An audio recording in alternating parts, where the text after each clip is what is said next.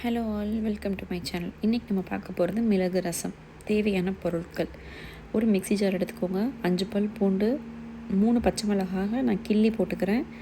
அப்புறம் தேவையான அளவு மிளகு இது மிளகு ரசம்ன்றதுனால நான் 2 ஸ்பூன் மிளகு ஜாஸ்தி எடுத்துருக்கேன். ஸோ 2 ஸ்பூன் மிளகு போட்டுக்கிறேன். மிளகு போட்டதுக்கப்புறமா 1 ஸ்பூன் சீரகமும் ஆட் பண்ணுறேன். ஆட் பண்ணதுக்கப்புறமா பெருங்காயம் போடுறேன். பெருங்காயம் ஒரு 3 பீஸ் பெருங்காயம் எடுக்கிறேன். நான் பெருங்காயத்தை உடச்சி வச்சுருக்கேன். ஸோ அதனால் நான் 3 துண்டு மட்டும் பெருங்காயம் போட்டுக்கிறேன்.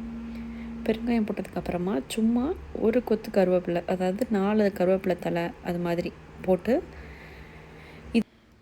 மிக்சியில் அரைச்சிக்கோங்க. ரொம்ப ஸ்மூத்தெல்லாம் அரைக்க வேணாம், ஓரளவு அரைச்சா போதும். நெக்ஸ்ட்டு ஒரு எலுமிச்சம்பழம் சைஸ் புளியை ஊற வச்சு அதை கரைச்சி எடுத்துக்கிறேன். நல்லா கரைச்சிட்டு அந்த புளி தண்ணியில் ஃபஸ்ட்டு உப்பு போட்டுக்கிறேன்.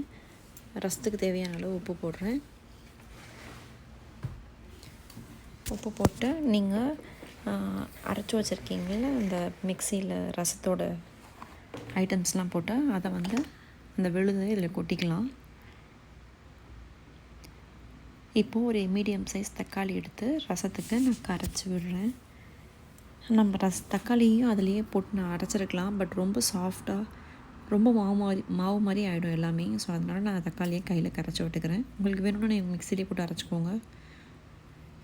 நெக்ஸ்ட் ஒரு பாத்திரத்தை வச்சு அதில் தேவையான அளவு எண்ணெயை ஊற்றி தாளிப்பு வடகம் போடுறேன். அதாவது தஞ்சாவூர் சைடு கருடோன்னு சொல்லுவாங்க, பொதுவாக தாளிப்பு வடகம்னு சொல்லுவாங்க ஒரு சிலர். ஸோ அதில் தான் கருடம் கொஞ்சம் போட்டிருக்கேன். பொரியட்டும்.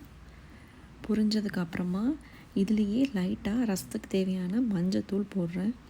மஞ்சத்தூள் போட்டு ரொம்ப நேரம் விடாதீங்க, கருகிரும் மஞ்சப்பொடி. ஸோ மஞ்சப்பொடி இப்போ போடுறேன். நல்லா புரிஞ்சிருச்சு. மஞ்சப்பொடி போடுறேன். போட்ட உடனே ரசத்தை ஊற்றிடலாம். ரசம் லைட்டாக கொதி வரட்டும். லைட்டாக கொதி வந்தால் போதும். ஓகே, நம்ம இந்த இன்னொரு பாத்திரத்தில் போட்டு ட்ரான்ஸ்ஃபர் பண்ணி ரொம்ப கொதிக்க விடணும்னு அவசியம் இல்லை. லைட்டாக ஒரு அந்த நுரக்கட்டி வந்தாலே ஓகே தான். இப்போ தேவையான அளவு ரசத்துக்கு கொத்தமல்லி போடுறேன். ஏன் கருவேப்பிலையை நான் அரைச்சேன்னா, நான்லாம் சின்ன வயசுலேருந்து கருவேப்பிலைன்னா பொறுக்கி வச்சுருவேன். ஸோ அது வேண்டான்னு சொல்லி நான் அரைச்சிட்டேன். இப்போ ரசம் கொதி வந்துருச்சு. இப்போ இன்னொரு பாத்திரத்தில் போட்டு மூடி போட்டு வச்சுக்கலாம். அவ்வளோதாங்க. ரொம்ப குயிக்காக ஈஸியாக உடம்புக்கு நல்லா செரிமானம் ஆகக்கூடிய மிளகு ரசம் ரெடி ஆயிடுச்சு. நீங்களும் ட்ரை பண்ணி பாருங்கள். எப்படி வந்துச்சுன்னு கமெண்ட் பண்ணுங்கள். இப்போ தான் நீங்கள் ஃபஸ்ட் டைம் என் வீடியோ பார்க்குறீங்கன்னா லைக் பண்ணுங்கள், ஷேர் பண்ணுங்கள், கமெண்ட் பண்ணுங்கள், மறக்காமல் சப்ஸ்கிரைப் பண்ணுங்கள். தேங்க்யூ ஃபார் வாட்சிங். உங்கள் ஃப்ரெண்ட்ஸ் அண்ட் ஃபேமிலிஸ்க்கும் என் வீடியோஸை சஜஸ்ட் பண்ணுங்கள். Thank you. See you again. Thank you.